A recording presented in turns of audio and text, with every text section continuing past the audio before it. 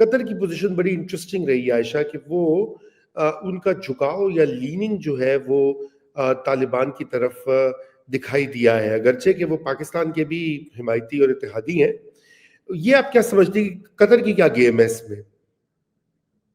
دیکھیں رضا، طالبان بھی قطر کی بات بھی مان رہے ہیں، یہ نہیں کہ طالبان نہیں سنتے، کیونکہ طالبان کے بڑے انٹرسٹ ہیں، ان کی فیملیز وہاں رہتی ہیں، ان کے کاروبار ہیں قطر میں اس ایک انویسٹمنٹ بھی ہے ان کی.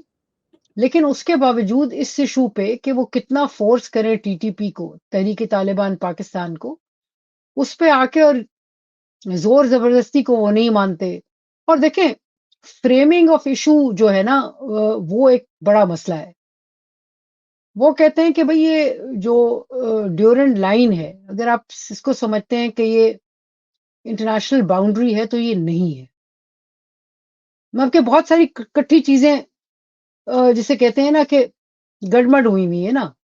ایک ہاں طرف پاکستان کے سیکیورٹی ایشوز ہیں، دوسرا یہ ہے کہ وہ کہہ رہے ہیں کہ بھئی آپ سیکیورٹی ایشوز کی آڑ میں یہ ڈیورنٹ لائن کو کرنا چاہ رہے ہیں، تو ایسی بات ہے نہیں. ہاں سو بالکل. وہ تو بہت سارے یہ مسئلے ہیں جس پہ جس کی وجہ سے کوئی بھی ملک جو ہے پریشر بیونڈ اے پوائنٹ ڈالنے کی پوزیشن میں نہیں ہے.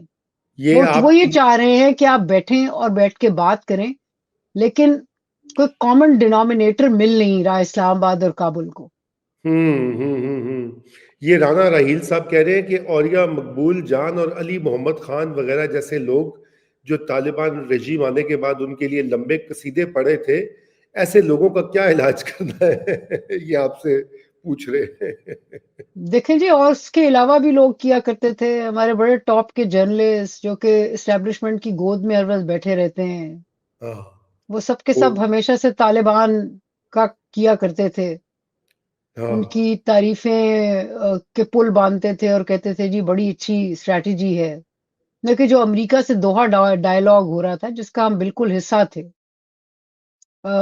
فیض حمید صاحب سے کوئی جا کے پوچھے کہ وہ کیا اسٹریٹجی تھی جس پہ جو کہ ہم نے اڈاپٹ کی کہ بھئی کابل پہ آ کے قابض ہو جائیں، اور راتوں رات اشرف غنی کو ہم نے اس وقت وہ نیریٹو بلڈ کیا تھا کہ دیکھو جی بھاگ گیا وغیرہ وغیرہ، پیسے لے گیا یہ وہ، اور یہ تو بہت اچھے لوگ ہیں جو کہ آئے ہیں، اب کتنا پیس ہے، کتنا امن ہے.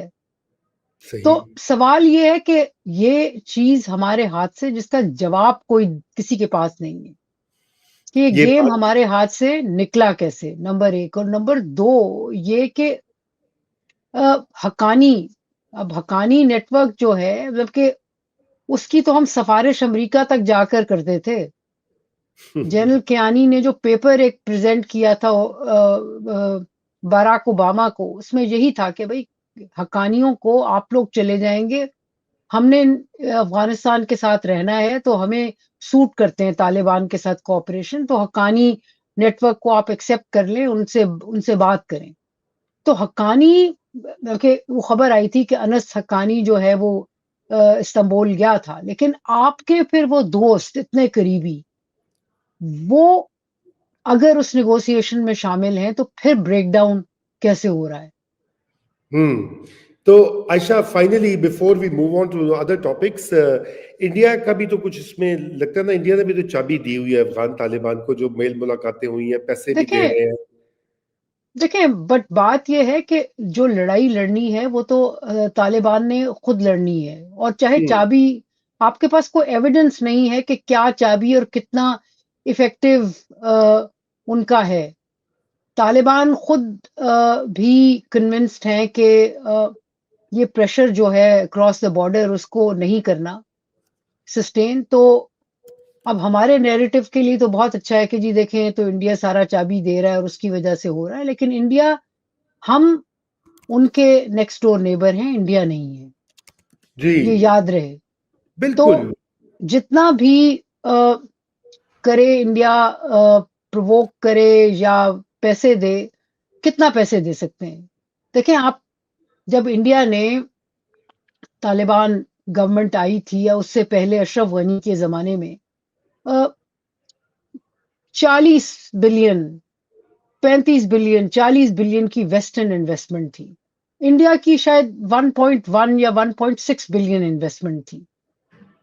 تو کمپیریٹیولی انڈیا کی پاکٹ ہم سے زیادہ ڈیپ ہے، لیکن اتنی ڈیپ بھی نہیں ہے کہ طالبان کو وہاں سسٹین کر سکیں. مسئلہ میں کہ اس کے پیچھے چھپنے کے، اس آرگیومنٹ کے کہ ہاں جی یہ سارا ہمارا دشمن ملک کرا رہا ہے اور اس وجہ سے ہمیں سمپتی ہونی چاہیے، میرے خیال میں یہ جو آرگیومنٹ ہے نا، یہ صرف ہمارے اپنے اندر ہمیں it blinds us to assessing بڑا بڑا آبجیکٹیولی کہ where have we gone wrong اور کیا ہمیں کرنا چاہیے. نہیں وہ تو بالکل دیکھیں، جو بات تو ہے نا، یہ انڈیا، امریکہ، چین، سب سے پہلی تو یہ بات ہے کہ پاکستان اور اس کے پالیسی میکرز کو اپنے گریبان میں جھانکنا چاہیے. جو 20-30 سال انہوں نے یہ طالبان کی رٹ لگا کے لوگوں کو بھی برین واش کیا، اور یہ تو عائشہ طے شدہ بات ہے نا. اب دیکھیں، اب ہم یہ بات کرتے ہیں تو وہ کہتے ہیں جی ملک اب حالت جنگ میں ہے، آپ کو ایسے نہیں کہنا چاہیے اور وہ نہیں کہنا چاہیے. لیکن یہ بات تو کسی کو تو کرنی پڑے گی نا، کہ کسی پوائنٹ کے اوپر آپ نے جنرل کیانی کا ذکر کیا، آپ نے جنرل فیض کا ذکر کیا، جنرل باجوہ کو بھی ایڈ کر لیں اور مشرف کو ایڈ کر لیں، تو کسی کا تو اکاؤنٹیبلٹی کوئی تو ہو کسی پوائنٹ کے اوپر.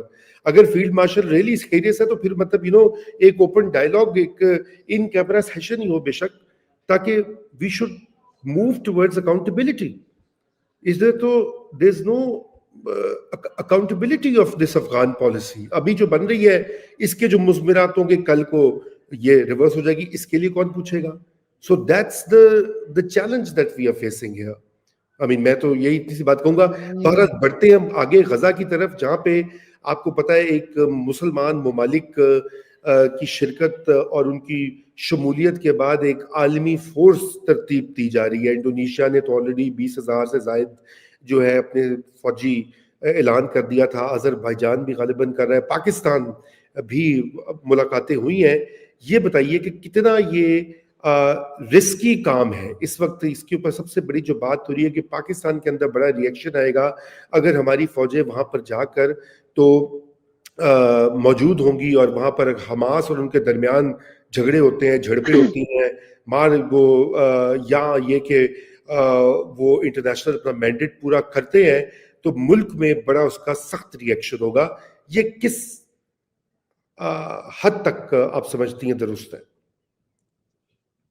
رضا، آپ کی طرح میں بھی یہ سمجھتی تھی، مطلب کہ یہ کوئی 2.5-3 سال پہلے کی بات ہے